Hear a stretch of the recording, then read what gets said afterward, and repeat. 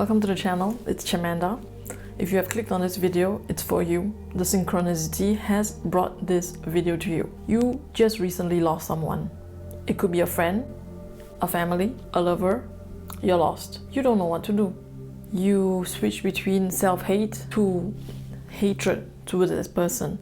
When I use the word hatred, it could be other emotions that are very strong, such as frustration, anger, sadness, desperation, and you don't know how to position yourself because you have known this person for some time and you have depended on this person to reflect on who you are.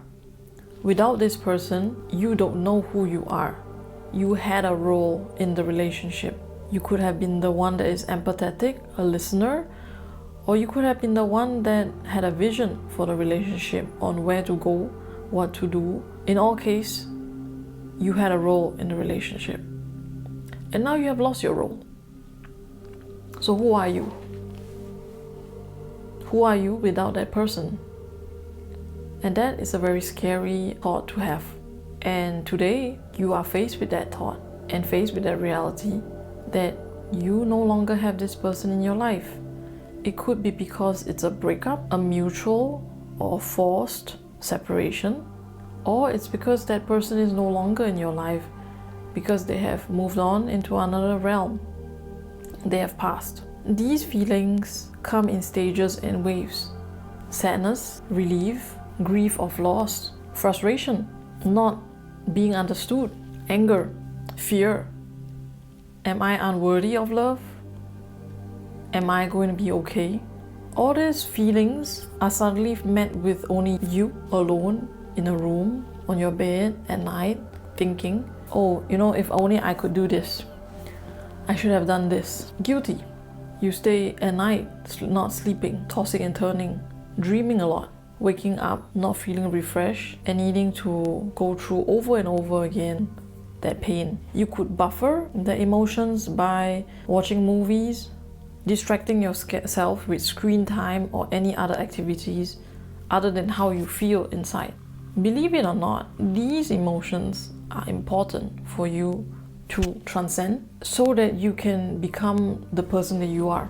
If you run away from all these feelings, the whole feelings of frustration, loss, grief, anger, depression and everything, it will come back. Maybe in small doses, maybe in big doses, but it will come back throughout the months and years that come.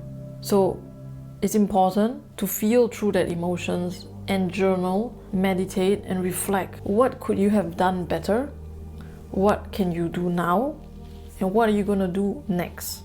When you lose somebody in your life, it's not because you're unworthy of love, or it's not because you are unwanted, or it's not because nobody cares about you. It's that relationship no longer serves a purpose in your life and you have to experience it in order to become a new person, become a new you. Take a moment to think about that.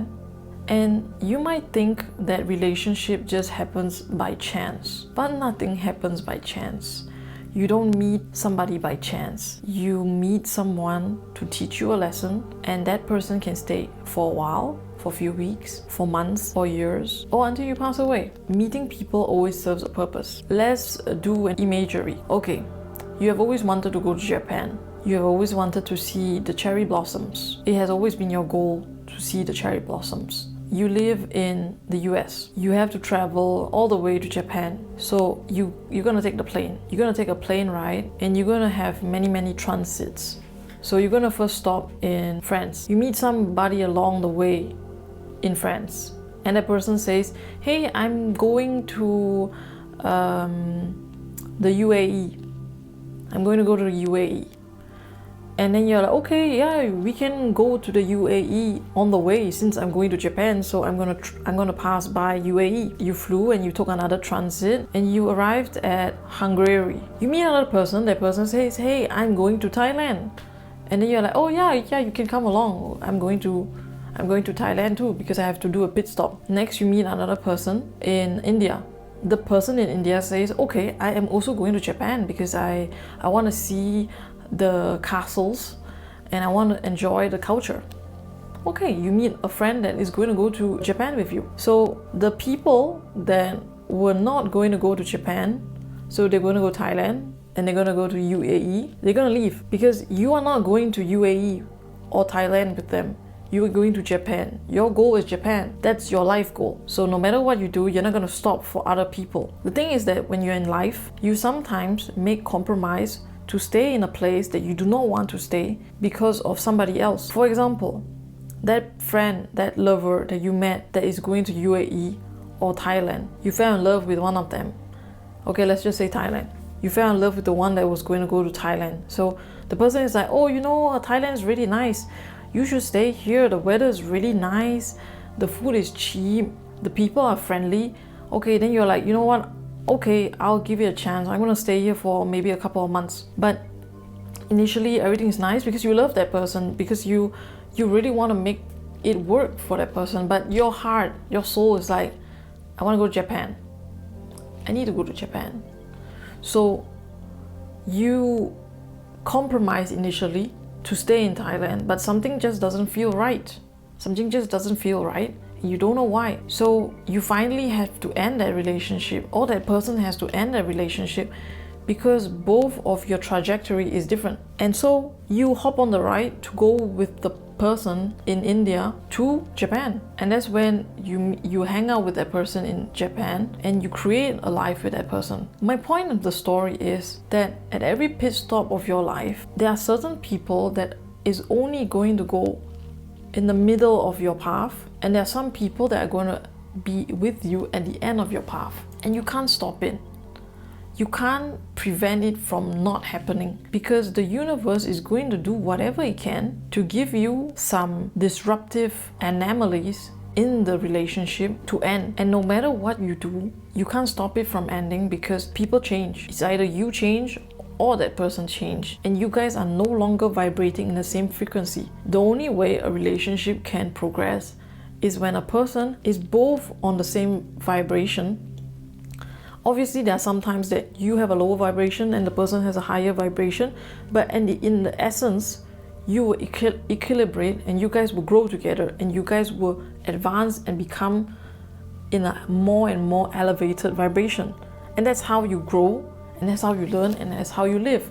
But if one person is sapping all your energy and you are like patching up that person with your blood, your skin, your hair, your energy, your love, that's called codependency, a vampiric relationship. And I don't think that you want to be so long in that relationship, because it will cause you a lot of sleepless nights and a lot of anxiety and a lot of frustration and a lot of anger, especially if that person doesn't understand your viewpoint and you have explained to them many times and they still don't understand why you're in the relationship. So obviously there's someone, a friend, a lover, a family that is way better for you out there in Japan. Maybe people always say when one door closes, another door opens. It goes for relationships as well. We spend a lot of time in our life searching for the perfect friend, for the perfect lover. But I want to ask is that, are you able to function without other people, by yourself first? Do you know yourself enough? Have you worked on yourself? That's not to say that you live a hermit life. That's to say that with or without someone, you are able to function in an equilibrated state. We are human creatures. We do need people.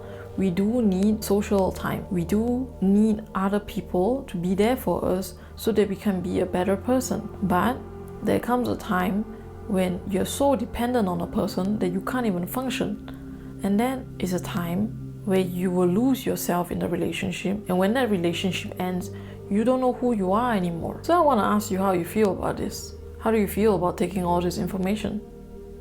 Okay, you're sad about the relationship ending. Okay. But I want to ask you, was that relationship as rosy as you thought it was? Was it always 100% amazing? How did it felt sometimes when you think about that person? Okay, close your eyes right now. Take a deep breath. Breathe out. Breathe in. Breathe out. Okay, I want you to think about that person when you're in the relationship. How do you feel? How does your body feel? Is it tensing up? or does it feel at peace? Describe your feelings to yourself. Your body knows how you feel. Now clear everything in your mind. Okay, think about yourself right now without that person.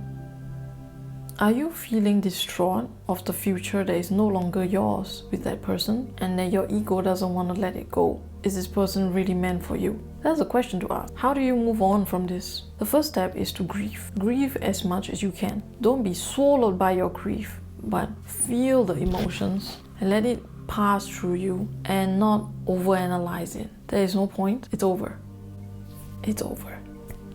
The page has moved on. Like I said, if you are going to Japan to see the beautiful cherry blossoms, you're going to meet someone more suitable for your vibration that is going to uplift you in the manner that you deserve because you are amazing. Believe it. And grieve as much as you need to grieve. Feel the emotions, and when you're ready, do things that make you feel good. Journal, meditate, breathe in. Surround yourself with people who care about you, or it could be as simple as joining a Facebook group with friends that you do not know. Just get out there. When you wallow too much in your own self-pity, you're gonna create a spirit that is next to you, that is eating all your negative energy, and it's gonna reduce your vibration. Because we are not just physical beings. We are not 3D matter. We are more than that. There are many spirits and entities in different planes. You might not see them, but they are there. We are a supernatural being living in a physical body. Have you noticed sometimes cats or dogs, there's no one there, but they are like barking and hissing? Food for thought. Journal, socialize, breathe, do physical activities. I really recommend yoga because it helps to balance the chakras. Whether you're a girl or guy, it doesn't matter. It's for everyone. If you don't want to, you can do qigong or tai chi. Is really good as well. Anything that really like roots you in your soul and your body and the chakras is really good. It could be walking in the nature. It could be swimming. Anything to do with elements. It could be running in nature. Cycling is good as well in nature. Try as much as you can to be close to nature because Mother Nature is very healing. If you can find a more secluded place, and if you see a tree that you really like and it's calling to you and you feel that it has good intentions, you can sit next to the tree and just let out all your feelings. Tell him what you want to tell, and then just imagine you sending out all your negativity and your frustration, your gloom to the tree, and you just feel rooted with the earth, and you feel that the negative energy transmute and goes to the magmas of the earth, and that your legs, your feet that's planted on the ground is getting back all the freshness. Spring is a time of letting go of the winter season, letting everything that no longer serves you leave behind and move on. There's new buds. Okay, let's use an imagery. When a tree, it has leaves. Some leaves die. The tree doesn't go like, oh my god, why did the leaves die? Oh my god, I used to like this color leaf. It was my best friend. It was my what? No, a tree doesn't do that. It just grows another new leaf and calls it a day.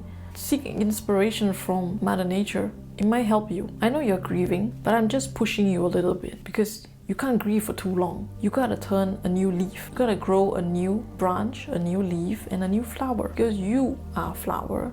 And you gotta get to Japan and see beautiful cherry blossoms. Thank you so much for listening today, and I hope my words are able to bring you some peace and meaning into your pain and transmute it to become a better you. See you next time. Bye.